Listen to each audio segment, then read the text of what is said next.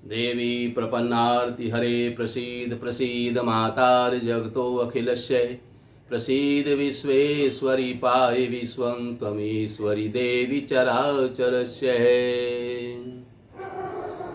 वैशंपायन ऋषि ने वेद व्यास जी से पूछा, गुरुदेव आप मुझे बताइए कि माँ भगवती के शारदीय जो नवरात्रे हैं, वार्षिक उत्सव जो आता है, अर्थात अश्विन मास में जो उनकी वार्षिक पूजा होती है, नव दुर्गा के व्रत पूजन आदि हम करते हैं, उसका क्या फल मिलता है? माँ भगवती प्रसन्न होकर के हमें क्या फल देती है?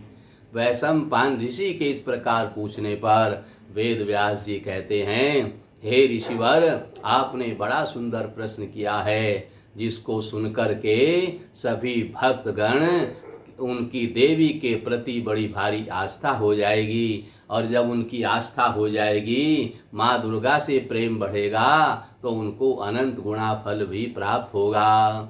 उनकी पूजा करने से, वार्षिक उत्सव की पूजा करने से, शारदीय नवरात्र के व्रत पूजन करने से क्या फल मिलता है, ये आप श्रवण करें।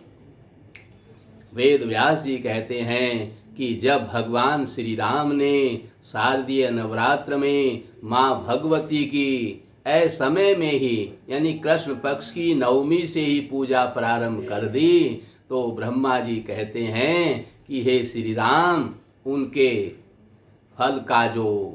उनका जो पूजन का फल है वह मैं तुम्हें बताता हूँ। यानी इस प्रकार से जब भगवान श्री राम जी रावण राक्षस का वध करने की इच्छा से माँ भगवती की पूजा कर रहे हैं, तो ब्रह्मा जी रामचंद्र जी को विजय प्राप्त कराने के लिए, माँ दुर्गा को प्रसन्न करने के लिए अनुष्ठान कर रहे हैं। जब ब्रह्मा जी अनुष्ठान कर रहे थे, तो अनुष्ठान से देवी प्रसन्न होकर के प्रकट हुई और देवी ने ब्रह्मा जी से कहा, एवं महोत्सवो देव्या काले अस्मिन् समागते त्रिलोक्यावासिभिः कार्यो मृत्रप्ये प्रतिवत्सरम् नवम्याम् आर्द्रां युक्तायां बिल्वे मां परिपूज्य चै संबोध्य भक्ति ते शुक्लां नवमी यावद्देवी।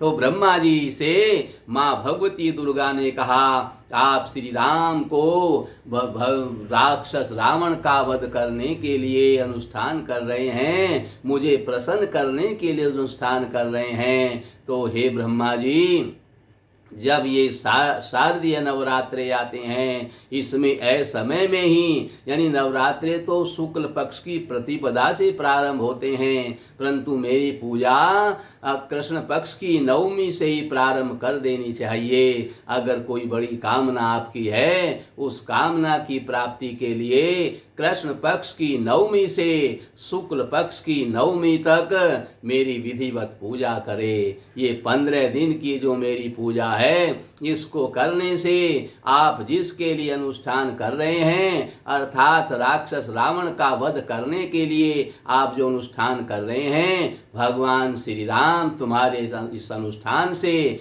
अवश्य ही राक्षस रावण का वध करेंगे, पृथ्वी पर धर्म की स्थापना कर देंगे। सनातन धर्म की स्थापना करने के लिए ही मेरा अवतार होता है, और मैं भी चाहती हूँ कि संपूर्ण पृथ्वी पर सनातन धर्म की इसी प्रकार से उत्पत्ति होती रहे, स्थापना होती रहे।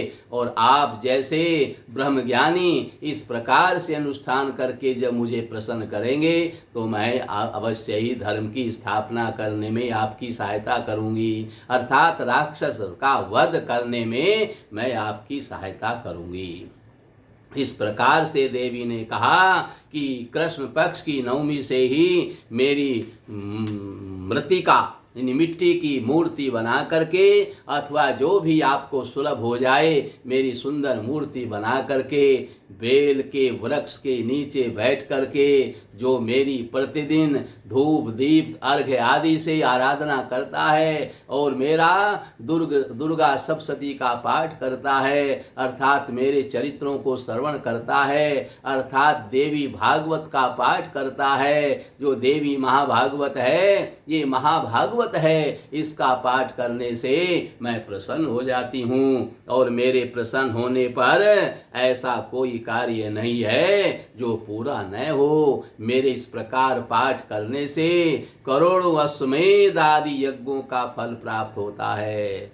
और जो इस प्रकार से मेरी आराधना करता है तो देवी कहती है, हे ब्रह्मा जी, न तेषां दुष्कृतं किंचित संस्थास्यति सर्वोत्तमः नापदश्चेत तथा तेषां प्रभावन्ति कदाचन है।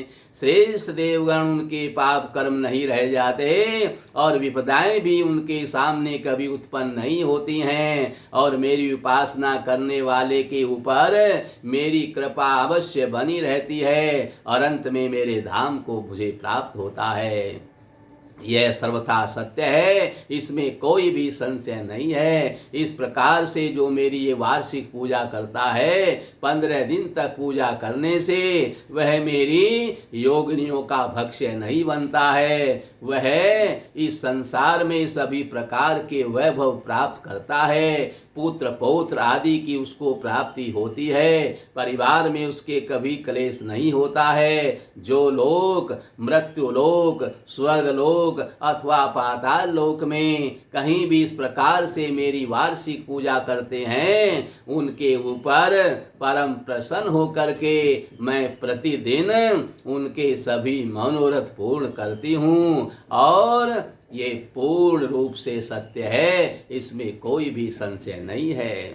और किसी के पुत्र नहीं है तो वो अष्टमी को ही व्रत रख करके नवमी को मेरी विशेष पूजा करे, यानी यज्ञ हवन करके ब्राह्मणों को भोजन कराने से, ब्राह्मणों को अनेक प्रकार की दक्षिणा से प्रसन्न करने से उसके पुत्र का मनोरथ पूर्ण हो जाता है। और जो पुत्रवान हैं वे मेरा नवमी को उद्यापन करके और इस प्रकार से अपना पूर्ण मनोरथ पूर्ण करें। और जो पुत्रवान हैं उनको जो है पुत्र की कामना नहीं है और किसी दूसरी कामना से मेरी उपासना कर रहे हैं तो वे नवमी को शाम तक मेरी आराधना करें और दशमी को सवेरे ब्राह्मण भोजन आदि करा करके ब्राह्मणों को प्रसन्न करके मेरी आराधना करें। जो मेरी आराधना इस प्रकार से करता है,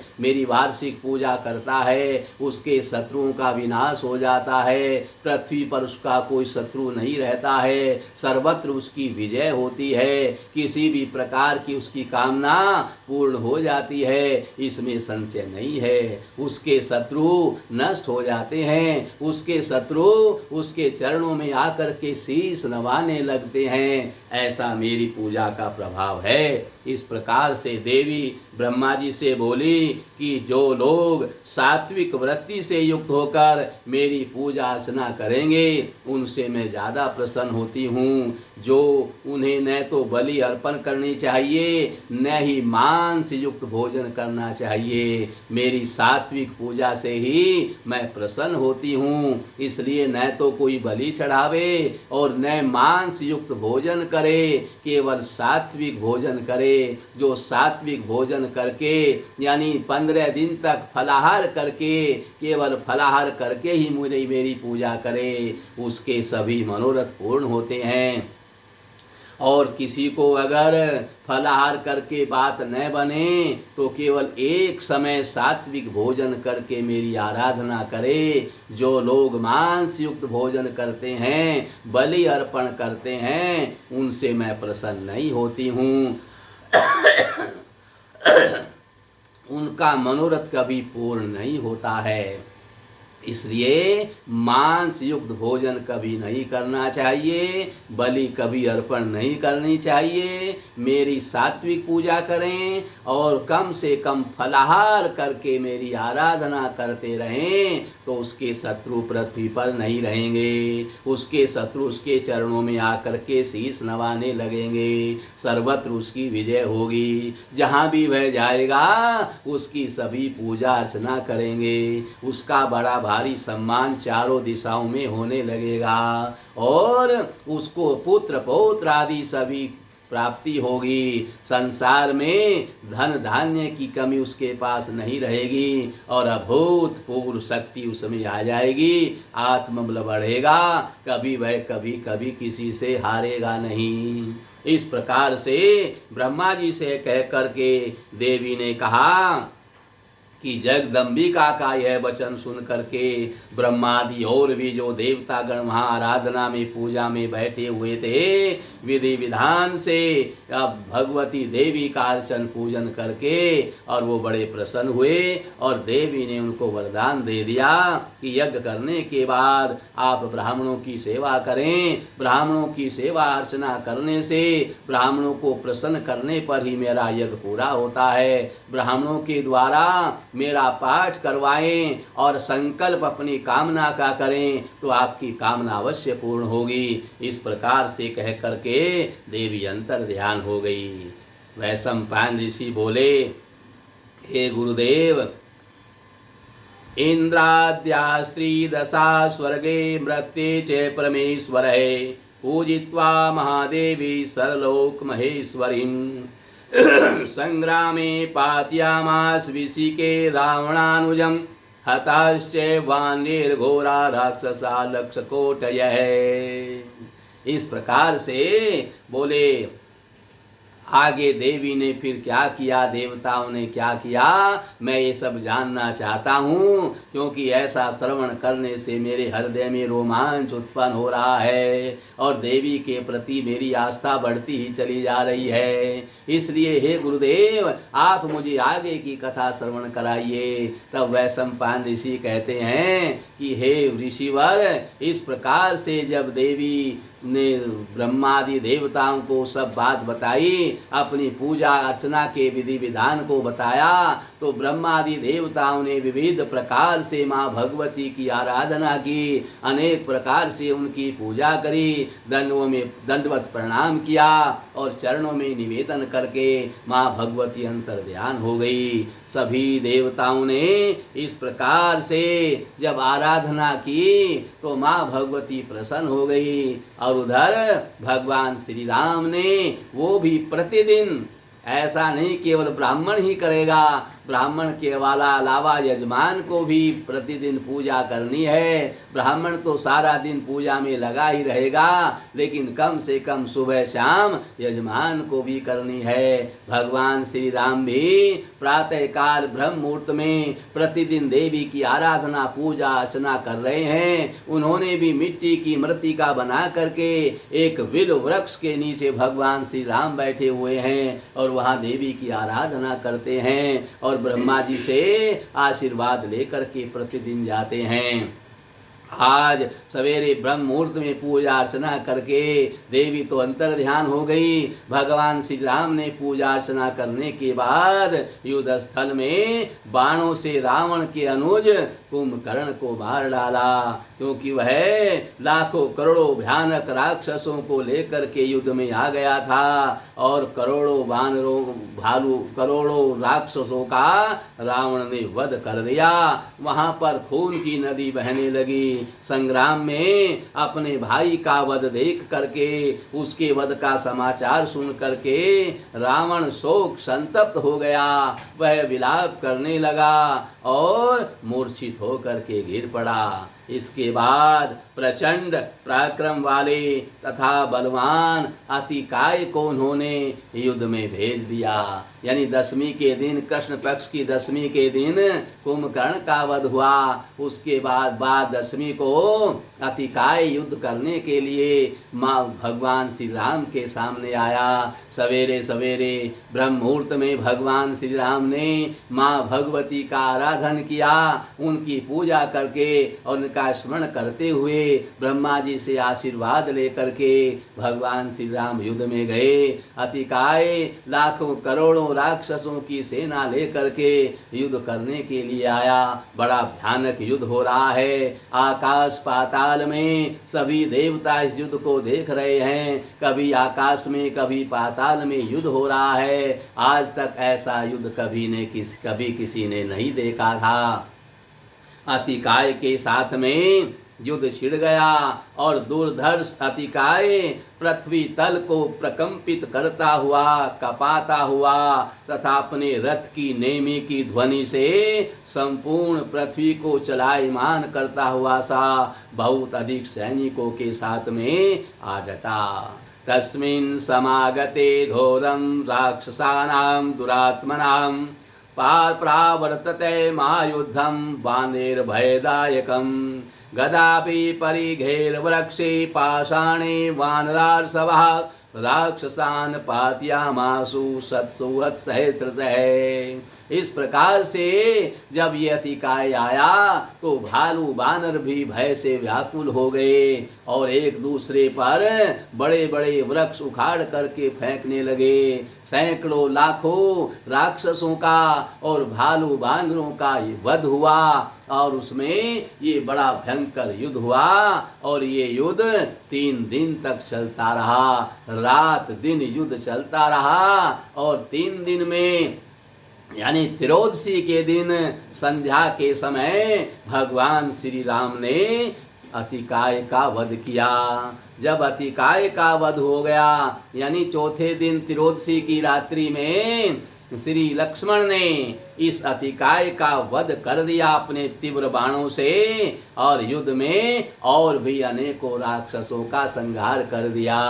इस प्रकार से अतिकाय को मरा हुआ जान करके सभी राक्षस इधर उधर भाग खड़े हुए। जब रावण ने सुना तो बहुत रोया और उसका हृदय दुख से संतप्त हो गया और स्वयं ही रावण युद्ध करने के लिए आ डटा। और युद्ध करने के लिए रावण आया तो रावण ने बड़ा भयानक युद्ध किया और भगवान श्री राम ने माँ भगवती का स्मरण करके उसके ऊपर बाणों का प्रहार किया और भगवान श्री राम ने इतना भयानक युद्ध किया कि रावण युद्ध छोड़ करके भाग गया। बोलो सच्चे दरबार की जय। इस प्रकार से वेद व्यास कहते हैं, हे ऋषिवर, भगवान श्री राम ने बड़ा भयानक युद्ध किया। उसके बाद मेघनाथ ने रावण को बहुत समझाया और मेघनाथ युद्ध करने के लिए आ डटा। मेघनाथ ने बड़ा भयानक युद्ध किया और ततः संवीक्षे दुर्धर्षं मारुते अंतकोपमं श्री रामो धनुरुद्यम्य रावणं चेदम् अब्रवीत् अद्य राक्षसराज त्वां निशीते सायकोत्तमे पातिष्यामि दुष्टात्मन्यादि नोत्र जय शरणम्। रावण से इस प्रकार से रावण को जब हरा दिया, रावण अपने युद्ध छोड़ करके भाग गया तो मेघनाथ काल के समान यमराज के तुल्य वहाँ पर युद्ध करने के लिए आया। हनुमान जी ने मेघनाथ को ऐसा घूंसा मारा कि वह रथ के ऊपर जा करके गिरा और फिर वह मूर्छित हो गया। जब मूर्छा खुलते ही वह फिर युद्ध करने के लिए आया। आज भगवान श्री राम ने इस दुष्ट मेघनाथ का वध कर दिया। जब मेघनाथ का वध हो गया तो रावण बड़ा रोया, उसने बड़ा विलाप किया और अब स्वयं ही रावण युद्ध में तत्पर होकर के आ गया। बड़ी विशाल सेना लेकर के, बड़े बड़े योद्धाओं को साथ में लेकर के रावण यहाँ पर आ गया और मेघनाथ का वध इन्होंने अमावस्या की रात्रि में किया था। अब प्रतिपदा से रावण युद्ध करने के लिए आया। शुक्ल पक्ष की अश्विन मास की प्रतिपदा से रावण ने युद्ध प्रारंभ किया। 6 दिन तक युद्ध हुआ। बड़ा भारी सैकड़ों हजारों की संख्या में राक्षस और भालू बानर मारे गए। खून की नदी बहने लगी। श्री रामस्तु ततो देवीं भगत्या प्रमयायुतये प्रणम्य दंडवद भूमो तुष्टावे प्रीतमानसये अन्ये चैत्रिदश्रेष्ठास्तत्रागत्य महामुने तुष्टुश्रु महादेवीं सृष्टित्यन्त्यकारिणीम्। इस प्रकार से ब्रह्मा जी ने भगवान श्री राम से आशीर्वाद दिया और भगवती का ध्यान करके, भगवती का स्मरण करके 6ठे दिन भगवान राम युद्ध करने के लिए आए और उन्होंने रावण के ऊपर असंख्य बाणों की वर्षा की। उसके बार बार शीश काटते हैं, फिर नए आ जाते हैं। भगवान श्री राम ने देवी से प्रार्थना की कि अब मुझे क्या करना चाहिए। माँ भगवती ने कहा आप कोई चिंता न करें, मैं इसके बाण में से निकल आती हूँ। क्योंकि देवी की आराधना रावण भी करता था, इसलिए देवी उसकी रक्षा भी कर रही थी। तो देवी आज उसके हृदय से निकल करके आ गई और रावण शक्तिहीन हो गया।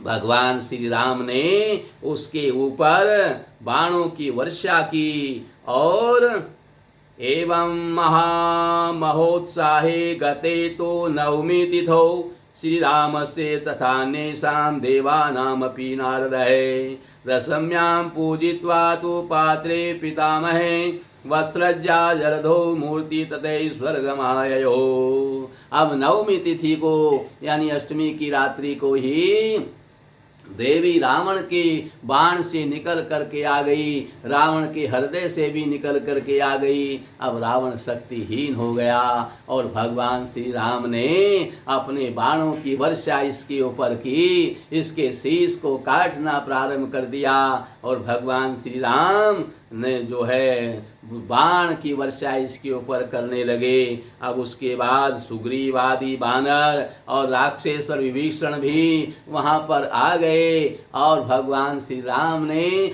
रावण के हृदय में ऐसा बाण मारा कि रावण का प्राणांत हो गया। रावण पृथ्वी पर गिर पड़ा। रावण का वध होते ही सभी देवता पुष्पों की वर्षा करने लगे और सुग्रीव आदि बानर, विभीषण आदि बानर पुष्पक विमान पर आरूढ़ होकर के भगवान श्री राम के ऊपर पुष्पों की वर्षा करने लगे। आज दुष्ट रावण का वध हो गया और जब दुष्ट रावण का वध हो गया तो सभी देवता भी बड़े आनंद में मग्न हो गए। और वेद व्यास जी कहते हैं, हे मुनि श्रेष्ठ इत्युक्तम तम ते मुनि श्रेष्ठ यथा से भगवान हरि संभूय मानुषम देहम समाश्रित्य धरातले शत्रो निधनमिच्छान्न काले अपि विधानते देवीं संपूज्यामास भूय किम श्रोतुमिच्छामि सी।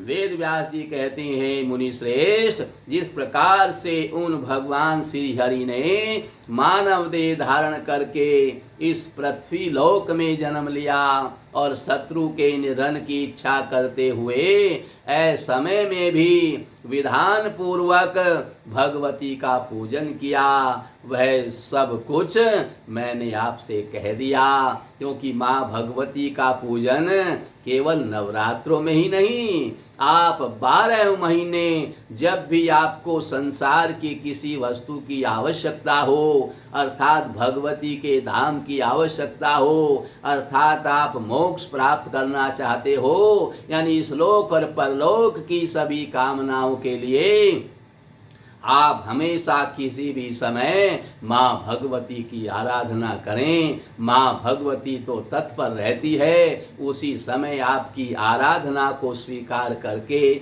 आपके मनोरथ को पूर्ण करेंगी।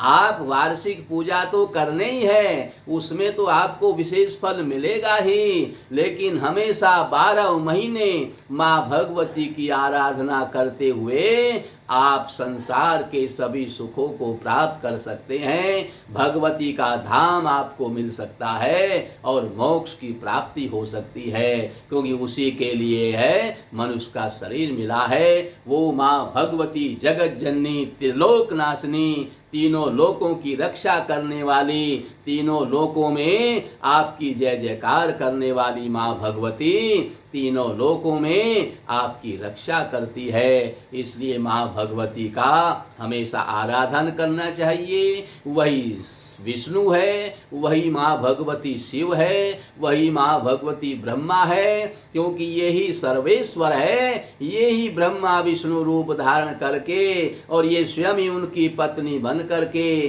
संसार की सृष्टि की रचना भी करती है, संसार का पालन पोषण भी करती है और सृष्टि का संहार भी यही करती है। इस भगवती देवी के अलावा और कुछ नहीं है। यही संपूर्ण संसार में कण कण में व्याप्त है, यही शक्ति है। हम कहते हैं 80 साल की उम्र हो गई, अब शक्ति नहीं रही, तो ये माँ भगवती ही जब निकल आती है तो शक्ति नहीं रहती है। यही सर्वशक्तिमान है, इसी की शक्ति से हम शक्तिवान हैं। इसलिए हमें हमेशा माँ भगवती का आराधन करना चाहिए और माँ भगवती के आराधन के बिना हमारा निस्तारा नहीं है। और भी जो कुछ कामना संसार की हमें चाहिए वो सब माँ भगवती की आराधना से पूरी होंगी। बोल सच्चे दरबार की।